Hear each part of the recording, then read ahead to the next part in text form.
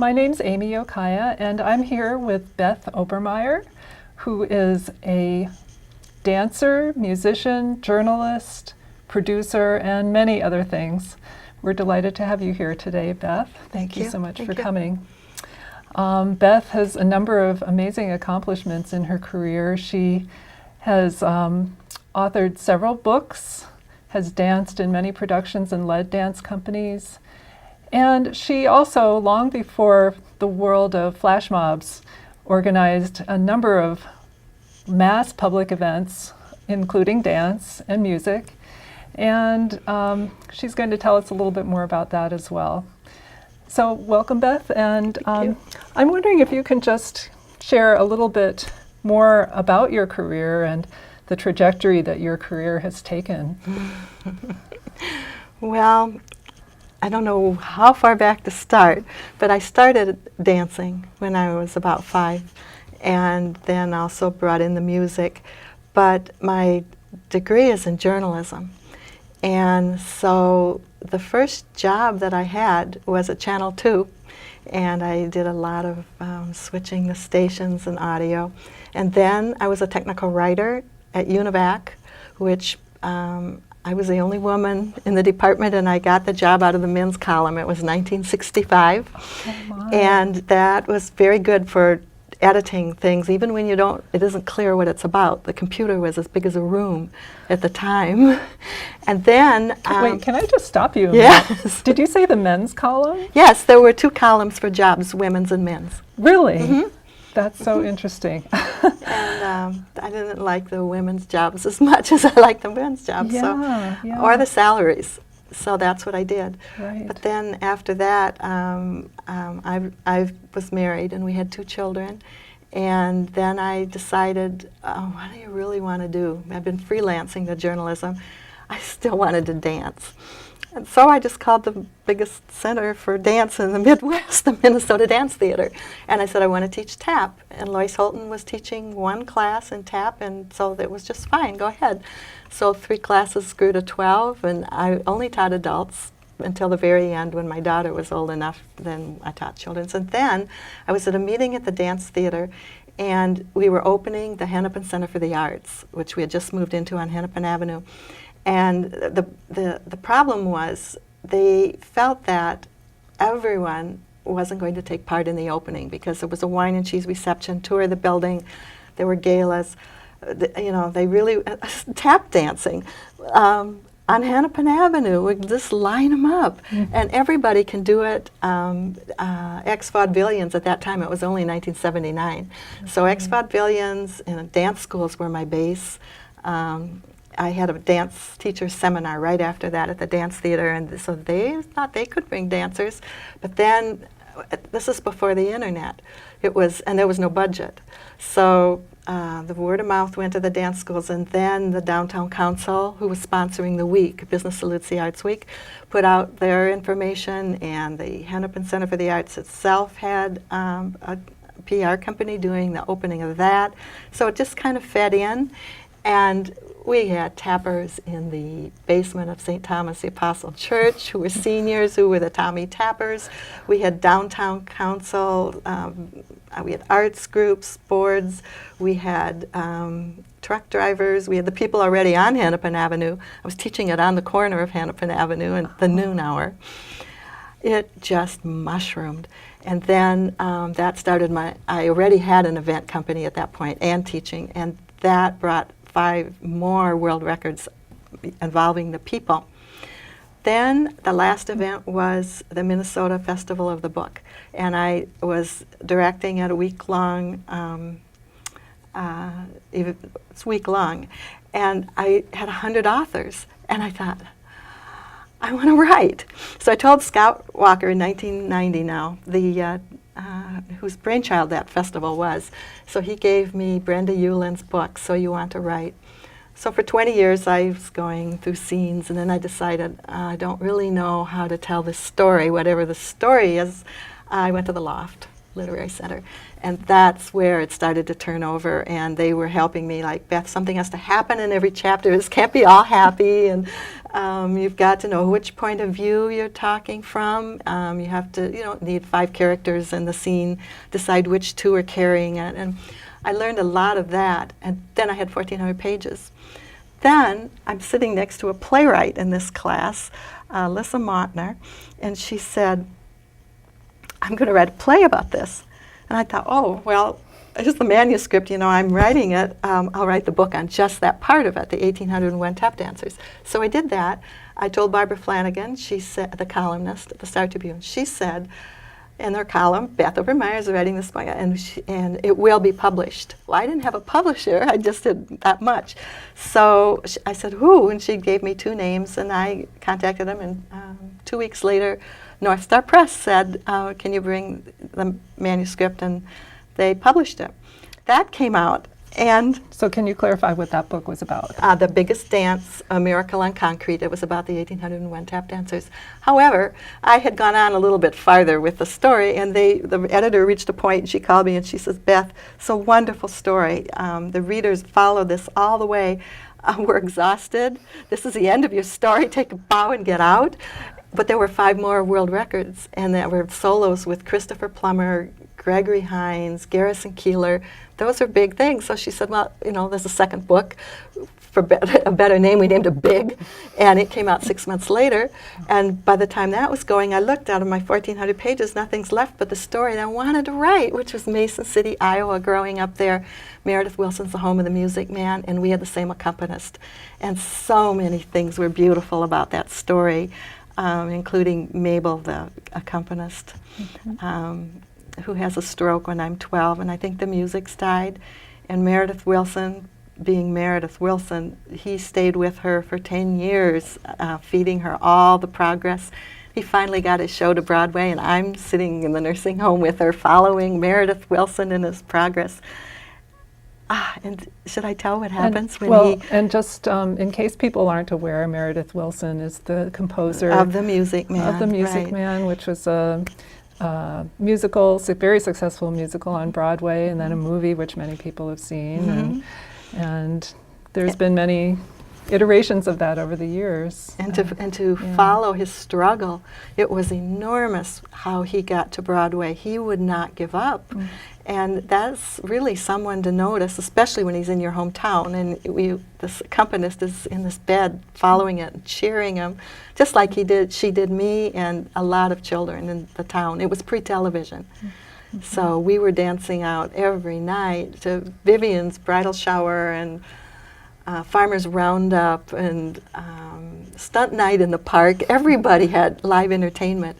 And that's a wonderful experience to be on your feet, because something goes wrong every time. That's really not your dance, but the curtain doesn't open or the lights don't go on, and you've got to deal with it. And I just thought that was a story. And it really became a story when we got to 1962, when he brought all the stars of the Music Man home and had a parade. And that year I was Miss Mason City, 1962. I mean, it just fell together. And he brought a little piano home to roll over her bed, but she wasn't responding. And it was very sad, because he just played the left hand over and over and watched her. She played the right. Oh my goodness. It took our breath away, and we have the photo. So no one would have believed that wonderful story, but that's what happened, and that was Meredith Wilson. And that's music. Music is in your body, and it stays until the very end, and she just came right through and played.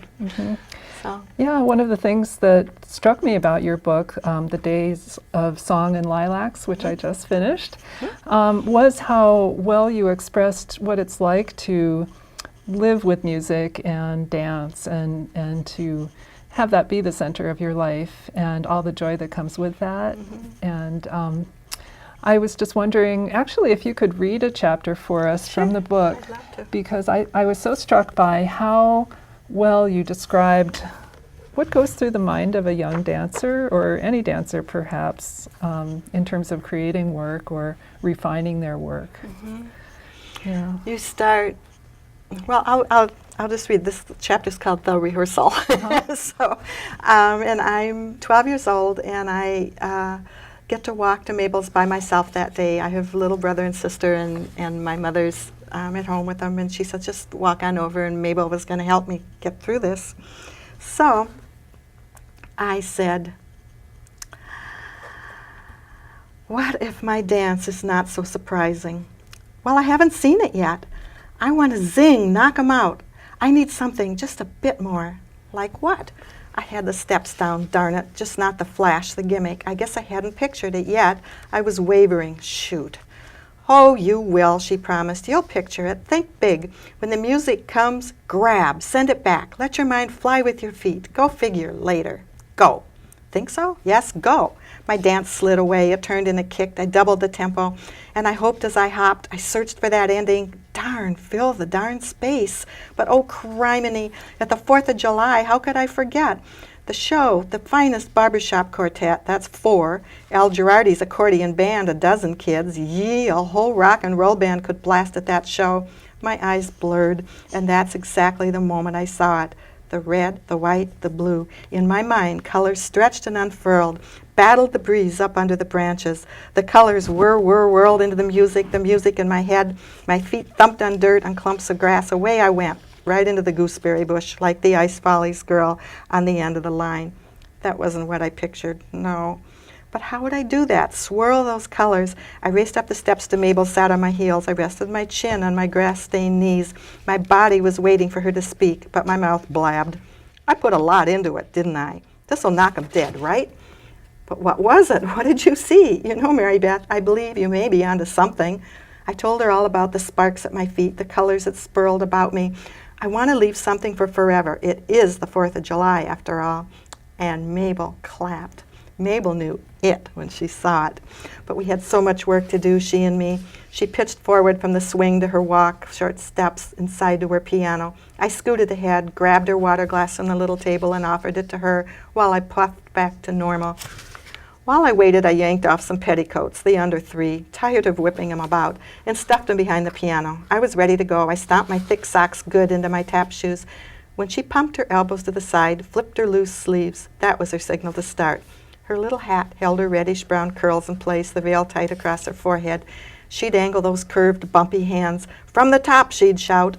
Boom! The music, a start. I was on. The beats came through, not her fingers, but her whole arms. They tapped like hammers. I eased on a clatter on wood. She kept her head angled, ear to the sound, eye to the dance. She had a perpetual smile. I felt her bright eyes. Speed up, kid, she said, ripping the music page over. Atta girl!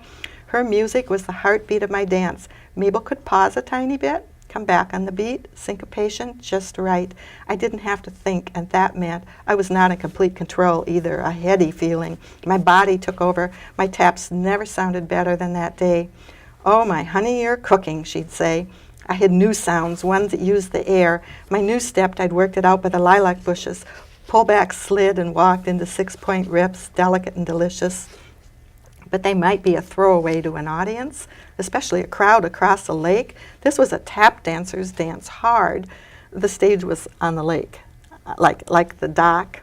Okay. I called it a floating stage. I pretended my new ending, collapsing on the hardwood floor. Mabel gave me her best look, the long one. She believed. We got it right? Mabel clasped her hands under her waist, feet planted apart, breathing as fast as me. She got up, balanced, barely. She settled across the room in her soft chair, closed her eyes. I guess she needed a break. That's such a beautiful story of an adult supporting a child in their talent and dreams. That's another thing I love about that chapter. And I also love how you captured the language of the time, you know, did you say criminy or something like that? And there's just so much of that in this book. And I'm wondering, what helped you write this book in terms of bringing your mind back into that time and accessing your memories about growing up? It's a matter of memory. And for me, well, my husband says I have the memory of 14 elephants. But that isn't completely true. Some things I realized as I was writing it, I didn't remember at all. But they say you will remember something if it's emotional or it's sensory. And so the loft had me starting with something I wanted to write about, and then I would concentrate on it, and I would picture it, and if I pictured it, and this would be the first time I thought about it in a long time, I would be able to see the things that were all around and over here, and I could see people, and I could remember what was said, and I would stay with that until I couldn't remember anymore, and I would write it. And I found that when that's over, the next time you try to remember it, you don't remember anymore. You just remember what you just remembered. Mm-hmm. I don't know, that's my process. Mm-hmm. And so I wrote scene after scene, way too many scenes. Oh. And Kate St. Vincent Vogel at the Loft helped me a great deal. Mm. And you finally just have to decide which scenes tell your story, which are the closest things, and which chapter would move the story forward and just bring the plot. Keep going with that plot. Don't go too far to the side or that side. And that's what did it. And then, oh my gosh, there's probably 600 pages of scenes that they just went by the wayside because they were nice. But there they were. You didn't wonder what happened next. A piano lesson. I loved writing about a piano lesson, but there were other dance things that something happened during it. So. Mm-hmm. Right, it's different than just and I had journals. Your memories. I write everything. I mean, I'm always writing things down, and when you go back and look at it, it's so raw. It might not be the way you thought it was, even because you go through life and you fold in new things, and that alters that a little bit. But when I read that, and then my mother ordered every photo that the Mason City Globe Gazette printed of something that I did, and I asked the Globe, and they said, yes, go ahead and use the photos. So I had many professional photos of the day. Yeah, I loved seeing all the older photos and costumes and how everyone dressed. Yeah. Yeah, and clothing and costumes seemed to be, you remembered those things so vividly. Oh, well, my mother loved to make the costumes and the dresses. And I just was blessed because I had parents who, when my father was in medical school, it was the Depression. The 10 years before me was the Depression, and they couldn't be together in Chicago, and she was on her parents' farm with my older sister. Well, her brother ran a movie theater, and so she worked for him, and she saw every musical of the 30s 10, 15 times, and she loved the costumes and the dance. And this is a person who taught herself to play violin when she was little. So she really loved all of that. And my father was a doctor, but his hobby was electronics.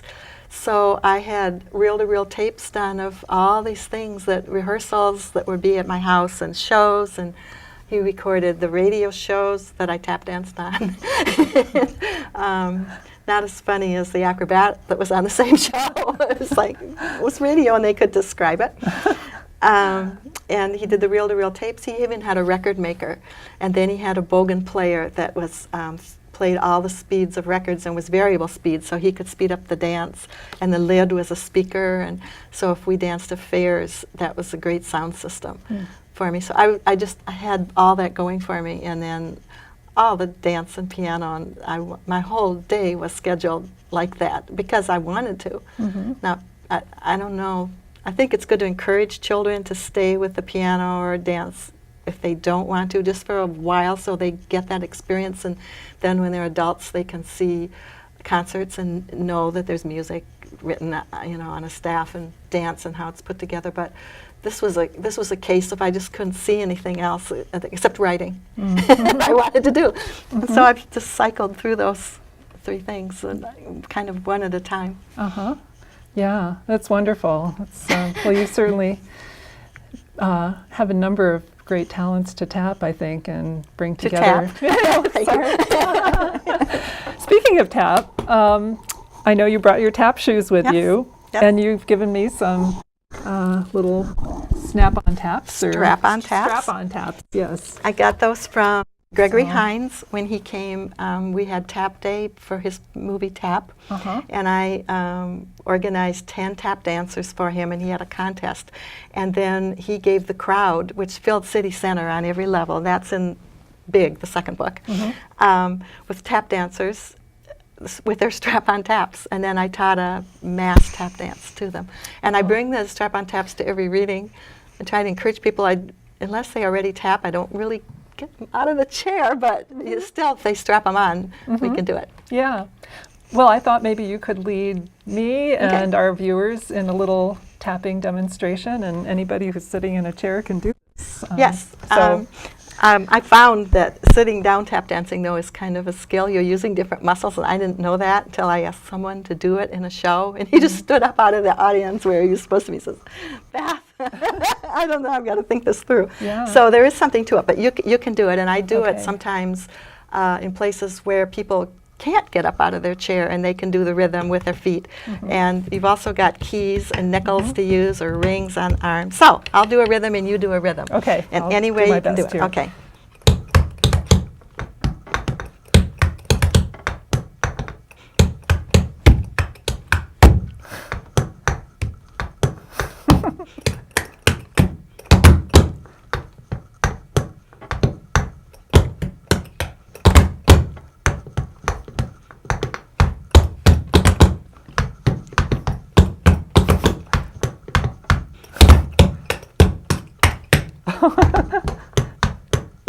I feel like we're in conversation with our feet now instead of our mouths. I didn't know if you would be able to do it or not. That's fun. If you had dance? Yeah, I've done dance. I like to just kind of dance freeform, you know. That was Because you- freeform. So that's why it worked for me. Oh, that was yeah. fun. I like to do that. Yeah, readings. well, and I think it's interesting too. Tap dance seems to be coming back or gaining in popularity. That's what they said in 1979 Oh, okay. when I was doing it, but it Yeah. has changed a lot since then. Okay. That was when, in the years when chorus line came in, Oh, which yeah. was more of a jazz dance style with a little bit of tap. But then people started noticing what the older tappers were still around, and they were seeing what all this rhythm and sliding all was. And so now tap has really gotten pretty sophisticated in all different ways. There's ballet tap that takes the ballet form, and my teacher did that. And that was Dean Diggins in Mason City, and he's now received. He's at Lincoln Center this week receiving an honor. I just Googled his name a year or so ago. But then there's Savion Glover and all of that, and there's if you can think the rhythm, you can do it with your feet, and then the whole body goes with it in all different ways. However, so it's like flowers in a garden. Every tap dancer is different. How would you describe your style, or what do you? I followed Dean Diggins, which how was I lucky enough to have that man?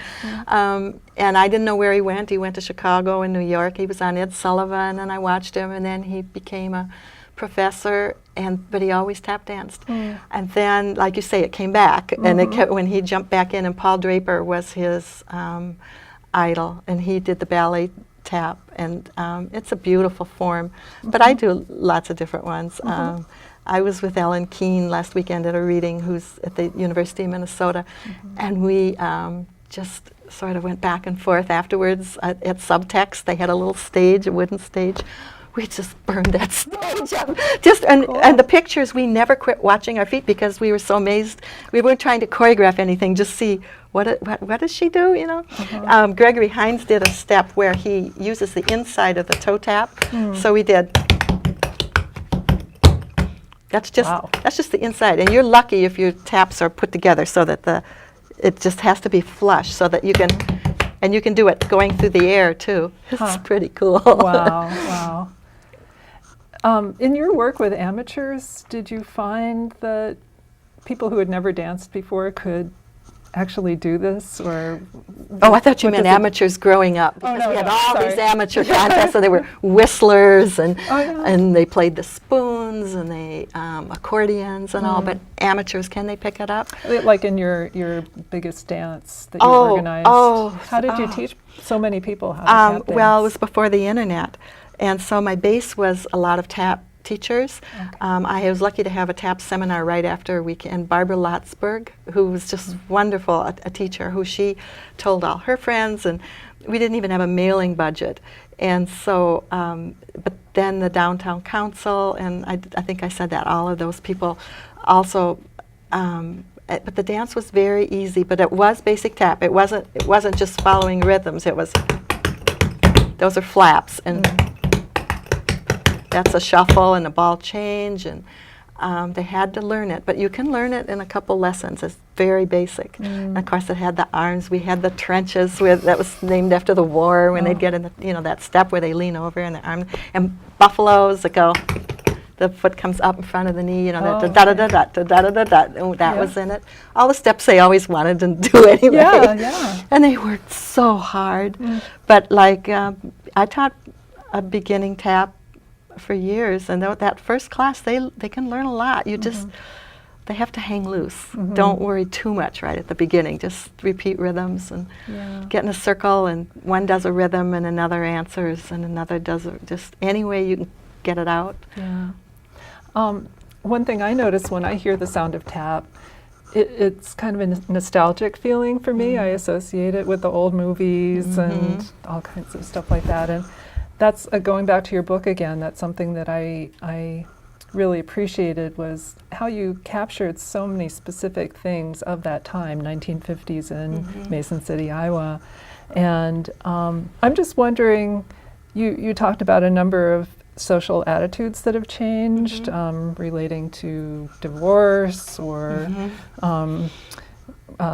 racial portrayals in entertainment, and other things that were just very specific and kind of precious. And I wonder whether you feel very nostalgic for that time, or how when you look back on when in the process of doing a memoir, how do you feel about that time?